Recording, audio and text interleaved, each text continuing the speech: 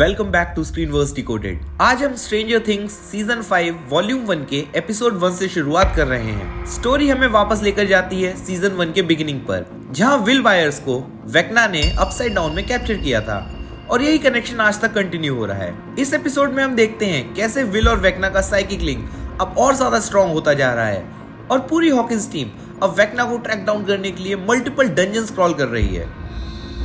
If you are new to the channel, make sure to subscribe. Screenverse decoded पर हम stranger things season 5 के सारे episodes का complete breakdown लेकर आएंगे। बेल आइकन को प्रेस करें ताकि you never miss update. Episode शुरू होता है एक नए नेटफ्लिक्स इंट्रो से, जहां नॉर्मल दुनिया अपसाइड डाउन में कन्वर्ट होती हुई दिखाई देती है और पोर्टल डायरेक्टली नेटफ्लिक्स सिंबल के थ्रू क्रिएट होता है। फिर टाइटल कार्ड आता है नवंबर 12, 1983। ये वही एग्जैक्ट टीजर डेट है जिससे स्ट्रेंजर थिंग्स की कहानी सीजन 1 एपिसोड 1 में स्टार्ट हुई थी। सीन रिवील करता है कि जब विल को वेक्ना ने पहली बार पकड़ा था, उसी मोमेंट से उनके बीच एक साइकिक कनेक्शन क्रिएट हो गया था। अब इस कनेक्शन के थ्रू विल आज भी वेक्ना की तरफ से चीजें देख पा रहा है, जैसे वो वेक्ना की पोजीशन फील कर सकता हो। सीजन 4 के बाद हॉकिंस टीम ने 30 से ज्यादा टाइम्स अपसाइड डाउन में घुसने की कोशिश की। उनका गोल वेक्ना को ढूंढना है, लेकिन अब तक कोई सक्सेस नहीं मिली क्योंकि वेक्ना ने अपसाइड डाउन में एक मैसिव फ्लैश वॉल बना ली है जो गेम ऑफ थ्रोन्स के वॉल की तरह पूरा एरिया ब्लॉक कर देती है। विल अब वेक्ना की विजन और इमोशंस एक्सपीरियंस कर रहा है। वो लिटरली देख रहा है जैसे वेक्ना क्या ऑब्जर्व कर रहा है। इसके साथ एक और मेजर प्लॉट रिवील होता है। हॉली व्हीलर, माइक और नैन्सी की छोटी बहन, वेक्ना का नया टारगेट बन चुकी है। वो उसे अपनी ह्यूमन फॉर्म हेनरी क्रील के रूप में नजर आता है, जिससे हॉली को कोई डाउट नहीं होता। टीम हॉकिंस अब मिलिट्री क्वारंटीन जोन में रह रही है, सभी लोग एक ही घर में in extremely crowded environment. Robin अब रेडियो शो के थ्रू कम्युनिकेशन हैंडल करती है। लूकास इमोशनली मैच्योर हो चुका है और डस्टिन को जॉक से बचाता है। 11 अपनी पावर्स को ट्रेन कर रही है हॉपर्स के गाइडेंस में। इधर मिलिट्री के अंदर न्यू लीड दिखती है, डॉक्टर के, जो 11 को यूज करने के लिए काम कर रही है, exactly the way doctor Brenner wanted. Episode के एंड में एक डेमोग्रागन सडनली बैरियर तोड़कर बाहर आ जाता है और हॉली को डायरेक्टली अबडक्ट कर लेता है। ये तो क्लियर हो जाता है कि वेक्ना अब फरार नहीं है, बल्कि एक्टिवली एग्जीक्यूट कर रहा है अपने नेक्स्ट प्लान को। एपिसोड 2 का टाइटल क्लियरली रेफरेंस करता है सीजन 1 को, the vanishing of will buyers. जैसा उस वक्त विल मिसिंग हुआ था, अब वैसे ही हॉली के साथ हो रहा है प्रेजेंट टाइम में। देखने को मिलता है कि जब हॉली को वेक्ना अपने माइंड स्पेस फॉर्म में इंटरेक्ट करता है, वो उससे एक नॉर्मल ह्यूमन जैसा ही लगता है, हेनरी क्रील। इसी वजह से हॉली को कभी डाउट नहीं होता कि वो अपसाइड डाउन के विलन के सामने खड़ी है। हॉली के पेरेंट्स कंफ्यूज्ड और टेरिफाइड होते हैं जब डेमोग्रागन उनके घर में घुस आता है और फैमिली को अटैक करता है। कैरन व्हीलर उस मूवमेंट में फाइट बैक करती है, लेकिन डेमोग्रागन उसे बिना स्ट्रगल के ओवरपावर कर देता है। दूसरी साइड रॉबिन का डीजे रेडियो सेटअप अब एक कोवर्ट मिशन प्लानिंग का सेंटर बन गया है। वो अपने शो द मॉर्निंग स्क्वॉक के थ्रू पूरे ग्रुप को कोडेड कम्युनिकेशन प्रोवाइड करती है ताकि मिलिट्री उन्हें ट्रैक ना कर सके। टीम हॉकिंस को पता चलता है कि हॉकिंस के अराउंड जितने भी पोर्टल्स हैं, उनका इंटरडायमेंशनल बैरियर अब पहले से ज्यादा वीक हो चुका है। इसी वजह से डेमोग्रागन्स किसी भी जगह से आसानी से ब्रेक थ्रू कर पा रहे हैं। मीनवाइल विल को वेक्ना के विजन और स्ट्रांगली फील होते हैं। उसे देखकर क्लियर होता है वेक्ना कई बच्चों को एक जगह ट्यूब से कनेक्ट कर रहा है, एग्जैक्टली जैसा उसने विल के साथ सीजन 1 में किया था, और हॉली अब उन विक्टिम्स में शामिल है। एपिसोड 2 की एंडिंग कंफर्म करती है वेक्ना एक बहुत बड़ा एब्डक्शन प्लान एग्जीक्यूट कर रहा है और हर बच्चा उसके माइंड पैलेस वॉल के अंदर ट्रैप हो चुका है।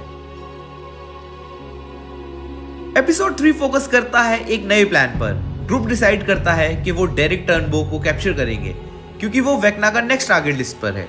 टीम का trap planning sequence humorous movement के साथ शो होता है।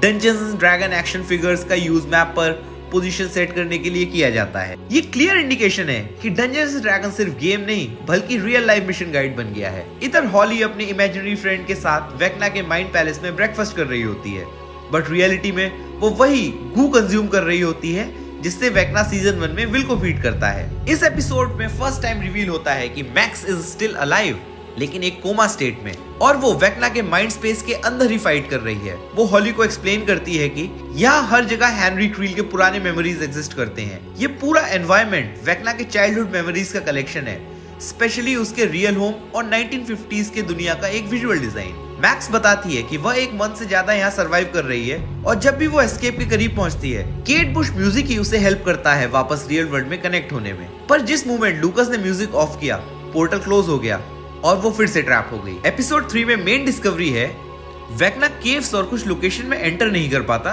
क्योंकि उन जगहों का कनेक्शन उस मेमोरी से है जिस मोमेंट में वो सबसे ज्यादा वीक और स्कैर्ड था। यानी वेक्ना के अंदर स्टिल फियर एग्जिस्ट करता है। एपिसोड 4 शुरू होता है विल की एक और इंटेंस विजन से। उस विजन में वो क्लियरली देख पाता है कि हॉली और बाकी किडनैप्ड किड्स वेक्ना का स्पेशल ट्यूब्स में प्लग हो चुके हैं, एग्जैक्टली द वे विल को सीजन 1 में कनेक्ट किया गया था। इससे प्रूफ मिलता है कि वेक्ना का गोल सबको एक ही हाइव सिस्टम के अंदर कंट्रोल करना है। दूसरी तरफ टीम मिलिट्री के मूवमेंट का पैटर्न समझने की कोशिश कर रही है। डॉक्टर के का मेन ऑब्जेक्टिव रिवील होता है। वो 11 और काली जो उसकी सिस्टर है दोनों को एक साथ यूज करना चाहती है अपसाइड डाउन के इन्वेजन को रोकने के लिए, क्योंकि उसके हिसाब से मल्टीपल पावर्ड इंडिविजुअल मिलकर वेक्ना को ओवरपावर कर सकते हैं। इस पॉइंट पर ग्रुप को हर हॉकिंस एरिया में रैंडम पोर्टल्स ओपन होते और क्लोज होते दिखते हैं, मीनिंग बैरियर अब इतना वीक हो चुका है कि डेमोग्रॉगन्स आसानी से डायमेंशन ट्रैवल कर सकते हैं। ये भी रिवील होता है कि डेमोग्रॉगन्स वेक्ना के कंप्लीट कंट्रोल में काम कर रहे हैं। विल उनकी सेंसेस और पेन सब फील कर लेता है क्योंकि वो अब वेक्ना के हाइव नेटवर्क से डायरेक्टली लिंक्ड है। ये साइकिक लिंक एक बड़ी ट्विस्ट सेट करता है कि विल के पास भी exactly the same powers exist करते हैं जो वेक्ना यूज करता है। एपिसोड का मेजर टर्निंग पॉइंट आता है जब विल फाइनली अपनी पावर्स को कंट्रोल कर पाता है और फुल एक्टिवेशन मूवमेंट में उसकी आंखें सफेद हो जाती हैं और वो नोज ब्लीड एक्सपीरियंस करता है जस्ट लाइक 11 डिड। इस डेवलपमेंट का मतलब क्लियर होता है वेक्ना ने जब विल को मार्क किया था तब उसने अननोइंगली अपना ही क्लोन लेवल थ्रेट क्रिएट कर दिया, जिस तरह वोल्डेमॉर्ट ने हैरी पॉटर के साथ किया था। पैरेलल में हॉपर्स और 11 एक मेजर फाइट सीक्वेंस में मिलिट्री ट्रूप्स को टेक डाउन करते हैं और हमें पता चलता है कि वेक्ना के टेंटिकल स्ट्रक्चर्स हीट से वीक होते हैं एंड कोल्ड में स्ट्रॉन्ग हो जाते हैं। ये इन्फो लेटर एपिसोड्स में एक क्रिटिकल रोल प्ले करेगी। और फिर the big reveal, Kali is back. वो डॉक्टर के कंट्रोल में काफी दिनों से हेल्ड थी और अब 11 के कन्फ्रंटेशन के थ्रू फाइनली फ्रंट पर आ जाती है। एपिसोड के फाइनल मोमेंट्स में विल विजन देखता है कि एक फ्लैश बॉल के सेंटर में हॉकिंस लैब की एक्चुअल बेस बन चुका है जहां वेक्ना सबको होल्ड करता है। ये यही जगह है जहां पूरी स्टोरी सीजन 1 में स्टार्ट हुई थी।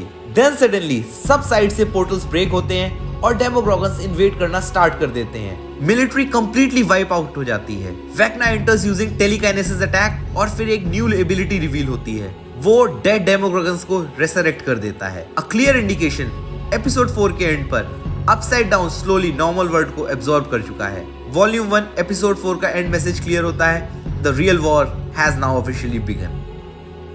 और इस तरह वॉल्यूम 1 कहानी को एक मैसिव थ्रेड पर एंड करती है। वॉल्यूम 2 क्रिसमस पर आ रही है और हम उसका कंप्लीट ब्रेकडाउन भी लेकर आएंगे इसी चैनल पर। Thank you for watching, stay tuned for more updates.